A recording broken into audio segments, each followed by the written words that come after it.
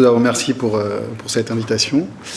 Alors, donc, je suis neurochirurgien pédiatre et la neurochirurgie anténatale, c'est quelque chose d'extrêmement récent. Et grâce à l'équipe de Yves Ville, on a commencé à développer un traitement un petit peu particulier qui est la chirurgie anténatale du myéloméningocèle. Alors, je vais faire brièvement un petit rappel de ce qu'est le myéloméningocèle ou spina bifida, qui est un abus de langage, parce que spina bifida, ça veut dire juste vertèbre ouverte, et ça n'est pas une myéloméningocèle, comme on a tendance à entendre parler vulgairement. C'est-à-dire que le myéloméningocèle, c'est une malformation de la moelle épinière, et le spina bifida, c'est un sac dans lequel on met tous les dysraphismes spinaux. C'est-à-dire que toutes les malformations de la colonne vertébrale et de la moelle épinière sont des spina bifida. Mais la myéloméningocèle est une petite partie des malformations du rachis et de la moelle épinière. Donc globalement, il y a les dysraphismes ouverts, donc les malformations graves, et les dysraphismes fermés, qui sont beaucoup, beaucoup moins graves. Malheureusement, les dysraphismes ouverts sont plus fréquents, comme vous pouvez le voir, que les dysraphismes fermés. Donc, dans les dysraphismes fermés, il y a une quantité faramineuse de pathologies, mais tout ça emmène à un syndrome de la moelle attachée basse, c'est-à-dire que la moelle épinière est maintenue tout en bas du rachis et elle n'est pas à son niveau normal qui est au niveau D12, L1. Donc, globalement, le développement de la moelle épinière et du tube neural va engendrer ce qui nous intéresse aujourd'hui, c'est la malformation de la moelle épinière et le myéloméningocèle, donc le dysraphisme ouvert, qui est lié uniquement à un trouble de neurulation primaire. Alors, la neurulation primaire, c'est extrêmement rapide en embryologie, c'est-à-dire que là, on est à 10 jours, et on voit que le tube neural qui va se former au fur et à mesure est en train de se fermer et va créer la moelle épinière, les somites, se ferment au fur et à mesure. Et c'est ce trouble de fermeture du tube neural qui va engendrer cette malformation de l'os et de la moelle épinière. C'est-à-dire que la placote va rester ouverte, au lieu de faire un tube, elle va rester plate. Et comme elle reste plate, tous les tissus qui sont censés se former au-dessus, en l'occurrence les méninges, l'os, les muscles et la peau, ne sera pas fabriqué. Donc on est avec une moelle épinière qui est directement en contact avec le liquide amniotique. Donc la myéloméningocèle, c'est une malformation qui est extrêmement grave. Elle est d'autant plus grave qu'elle n'est pas létale. C'est-à-dire qu'elle engendre des troubles fonctionnels et intellectuels qui sont graves, mais on ne peut pas dire que les enfants qui naissent avec cette malformation vont mourir à la naissance. Ça n'est pas vrai. La mortalité aux États-Unis était de 7,9%, elle est beaucoup moins à l'heure actuelle, et en Europe, elle est aujourd'hui aux alentours de 7 à 8%. Donc c'est une pathologie qui est extrêmement vieille et extrêmement connue, avec plusieurs images qui ont été reproduites. Donc on a donc la moelle épinière qui va sortir directement en contact avec le liquide amniotique, et donc toute cette zone ici qui est en contact avec le liquide amniotique ne sera pas fonctionnelle. C'est-à-dire que tous les nerfs qui vont partir de là ne fonctionneront plus jamais. Donc, comme on peut le voir sur les différentes images, on a cette placote qui est ouverte d'un côté et de l'autre, qui est la plaque neurale qui est censée se fermer, et on voit que tous les tissus qui sont censés être au-dessus ont totalement disparu. Donc, je vais rapidement avancer sur la prise en charge. Donc, bien évidemment, il y a une prise en charge primaire qui est l'acide folique. Ça, je vais en parler 2 secondes, parce que c'est quelque chose qui m'embête beaucoup. Il y a évidemment le diagnostic anténatal. On est extrêmement bon maintenant sur les diagnostics anténataux. Il y a la proposition de l'interruption de grossesse. Je vais parler plus précisément de la chirurgie fœtale. La chirurgie postnatale, on va passer très vite dessus, et le suivi au long cours.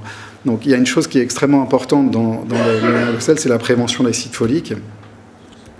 Et je voulais juste dire qu'il y a une étude assez importante qui a prouvé que l'acide folique avait un effet extrêmement protecteur. Et donc on voit que l'acide folique va diminuer les risques de malformation de la moelle épinière. Et ça, c'est pour la population en France, on est extrêmement mauvais. On reste vraiment très très mauvais sur la prévention parce qu'on voit à l'heure actuelle qu'on a moins de 10% de prévention correcte. On est les plus mauvais de l'Europe et on n'est pas bon du tout sur l'amélioration ces dernières années, ce qui est pas terrible. Alors, je ne sais pas pourquoi, mais c'est probablement parce qu'on n'a pas de message correct au niveau des personnels, mais c'est dommage. Alors, le diagnostic et les interruptions de grossesse. Donc, comme je vous l'ai dit tout à l'heure, les myéloméningocèles, cette malformation n'est pas une maladie létale. Donc, comme on peut le voir, les malformations sont très basses ici et hautes ici, et on voit que la plupart sont vivants, peu importe le niveau de la malformation. Et plus la malformation est haute, plus c'est grave. Par ailleurs, les troubles sphinctériens, ils sont présents à 100% chez tous les patients. C'est-à-dire que soit ils s'auto-sondent, soit il y a des hétérosondages, mais de toute façon, tous les enfants auront des troubles sphinctériens au long terme. Après, les troubles moteurs, ils l'ont en fonction du niveau de la malformation. Alors, ce qui est assez étonnant, c'est que en 2002, je ne pensais qu'on ne verrait plus jamais de myéloméningocèle. Et donc, on en voyait un par an, etc. Et on a vu réapparaître ce type de malformation de manière assez exponentielle. On pourra revenir dessus, mais c'est extrêmement étonnant. Donc, c'est une malformation qui a une nette recrudescence ces dernières années. Alors, la chirurgie néonatale, c'est le seul but de la chirurgie postnatale, c'est uniquement d'éviter le surhandicap. C'est-à-dire que la malformation est présente, les nerfs qui partent de là et toute la partie inférieure de la moelle épinière ne fonctionnent pas et ne fonctionnera jamais. C'est-à-dire que plus la malformation est haute, moins il y aura de muscles dans les membranes qui vont fonctionner, les troubles sphinctériens seront présents ad vitam et potentiellement les troubles intellectuels. Alors, qu'est-ce qu'engendre une myéloméningocèle ? Donc, comme je l'ai dit, un handicap fonctionnel, donc les troubles moteurs, plus le niveau est haut, plus la motricité sera altérée.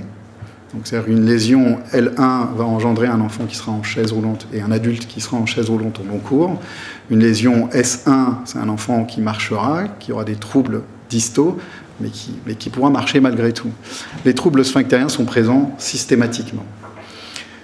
Il y a autre chose dans les myéloméningocèles, c'est les malformations qui sont liées à la dépression liée à l'ouverture de cette moelle épinière. C'est-à-dire que normalement, la fabrication de la moelle épinière et du cerveau se fait dans un bocal complètement fermé, avec une pression constante.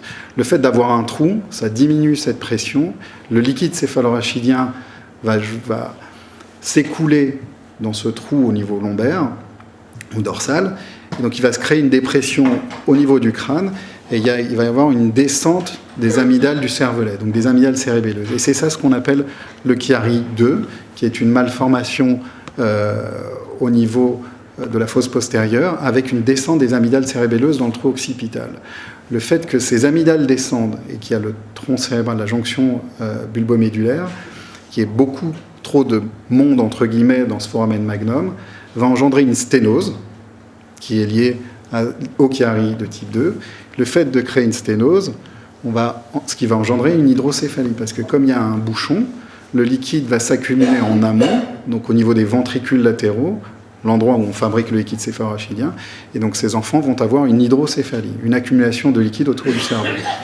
Le fait d'avoir une hydrocéphalie en anténatale, comme l'eau est quelque chose d'incompressible, ça va écraser le cerveau. Le fait d'écraser le cerveau, ça va empêcher les neurones de se développer au niveau du cerveau. Ce qui a, bien évidemment, va engendrer une désorganisation cérébrale et donc un handicap mental au long terme. Alors, il faut savoir que cette maladie ou cette malformation, ça ne crée pas que des enfants, ça crée des adultes, puisque c'est des êtres vivants qui ont une espérance de vie assez correcte.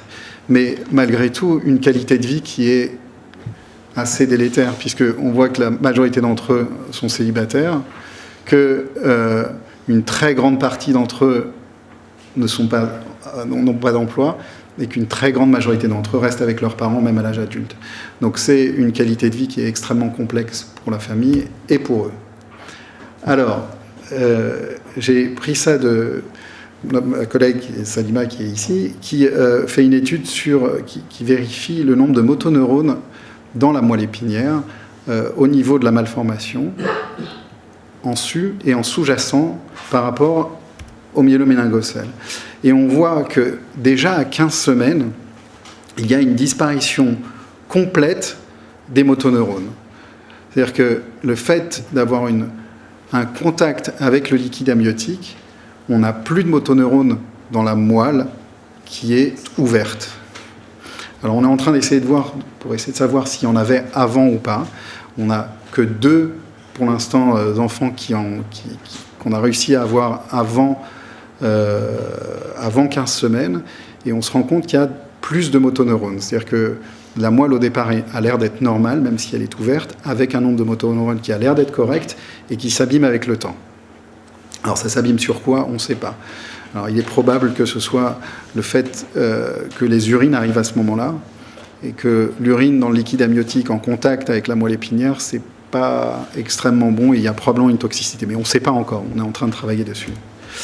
Donc, l'évolution prénatale du myéloméningocèle, donc la malformation de Chiari, elle arrive extrêmement tôt, puisque vous voyez que déjà, avant 20 semaines, on a l'apparition de ce Chiari. Donc c'est probablement lié, et c'est certainement lié à ce problème de dépression. Les malformations au niveau des pieds évoluent lentement, mais malgré tout, ils sont là assez rapidement. Et la disparition des motoneurones, elle est extrêmement rapide au niveau de la malformation. Et par contre, les motoneurones qui sont présents et qui disparaissent, juste en amont de la malformation, évoluent avec le temps. Et donc, l'intérêt de la chirurgie anténatale, elle n'est pas de sauver, de guérir, malheureusement, mais d'éviter les complications secondaires. C'est-à-dire qu'on sait qu'une malformation au niveau de L5, elle va devenir L4, puis L3 avec le temps. Et le fait de les opérer tôt va permettre de les stabiliser en L5 et de faire en sorte qu'ils ne s'aggravent pas et qu'ils ne majorent pas leurs troubles au long terme. Alors, il y a eu une étude qui nous a un petit peu stimulé sur la chirurgie anténatale. C'est l'étude du MOMS qui a montré que la chirurgie anténatale améliorait beaucoup de choses. Elle améliorait, le niveau lésionnel, c'est-à-dire que on gagnait en moyenne 2 niveaux sur la malformation, c'est-à-dire qu'une malformation L1 se transformait en une malformation L3, donc un enfant non marchand pouvait être déambulant, donc ça c'était plutôt bien. On n'améliorait pas les troubles sphinctériens, par contre on améliorait nettement le risque d'hydrocéphalie et de Chiari.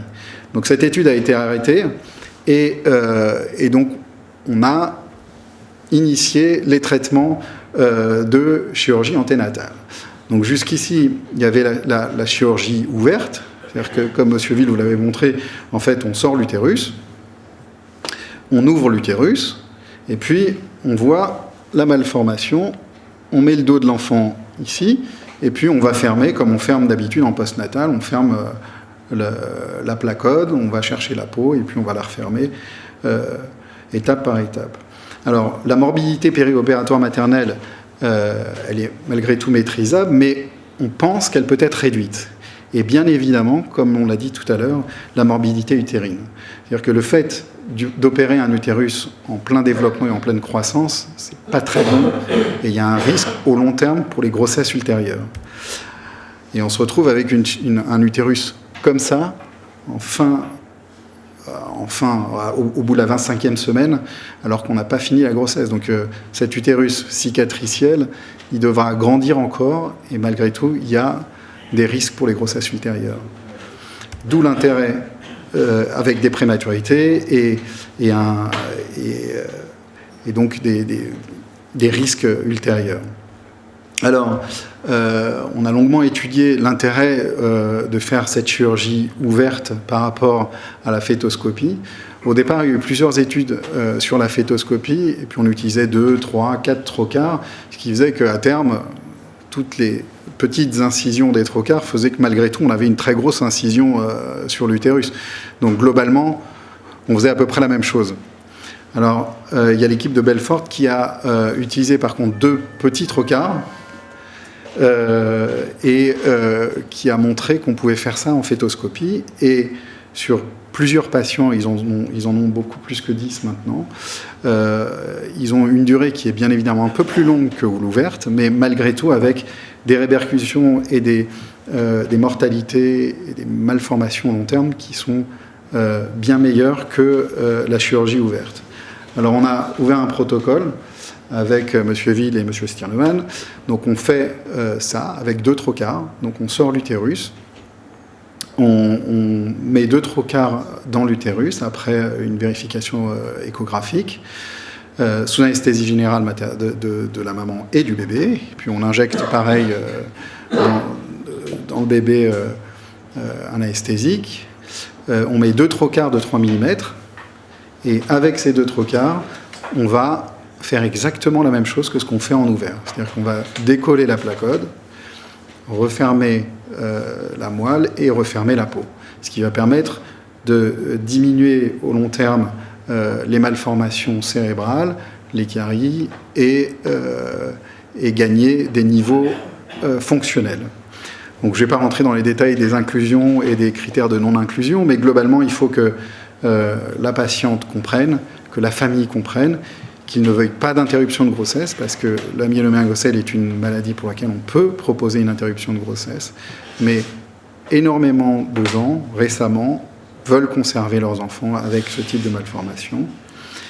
Et donc, c'est ce qu'on fait en ce moment. Donc, un ventre ouvert, mais utérus fermé. Donc, on est toute l'équipe, c'est-à-dire il y a des gynécos, il y a un neurochirurgien, et puis on va faire le travail qui permet de fermer cette moelle et d'éviter les complications secondaires. Malheureusement, on ne peut pas guérir cela, mais on peut améliorer la qualité de vie de ces enfants. C'est tout ce qu'on peut proposer à l'heure actuelle. Alors si on voulait les guérir, il faudrait qu'on puisse les prendre en charge extrêmement tôt. C'est-à-dire qu'au moins les prendre au bout de la, je pense au de la 10e, 11e semaine. Mais pour l'instant, c'est quelque chose de pas concevable à l'heure actuelle. Voilà.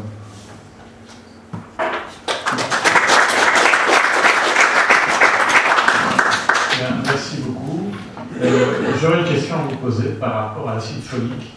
Comment on reconnaît, est-ce que c'est dû à un déficit en acide folique? Comment on le reconnaît? Comment on le traite? Quelle est son efficacité? Alors, peut-être que les gynécos pourront mieux répondre que moi, mais en général, l'acide folique, on a tous un déficit en acide folique, globalement. Et le fait d'hyper-concentrer cet acide folique va minimiser le risque de malformation du tube neural et de fermeture de ce tube neural. Et le problème, c'est que en France, alors je ne sais pas pourquoi on n'est pas bon. Aux États-Unis et au Brésil, ils en mettent dans tous les aliments. Ça fait partie du quotidien systématique. Nous, en France, il y a encore des gynécos qui disent non, c'est pas grave, vous n'en prenez pas. Parce que le truc de l'acide folique, c'est qu'il faut être imprégné avant la grossesse. Donc globalement, il faut que les mamans croquent de l'acide folique au moins 3 mois avant, 3 mois avant le fait qu'elles deviennent enceintes. Et ça, c'est un peu compliqué. Mais c'est ça le souci principal, mais je pense que c'est un manque d'information. Il y a encore des gynécos qui disent bon, c'est pas grave, vous inquiétez pas, de toute façon ça ne sert à rien. Mais on est très très mauvais en France pour ça.